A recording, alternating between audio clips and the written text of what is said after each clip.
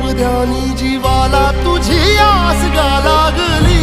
जरी बाप साऱ्या जगाचा परी तू आम्हाले कराची विठू माऊली।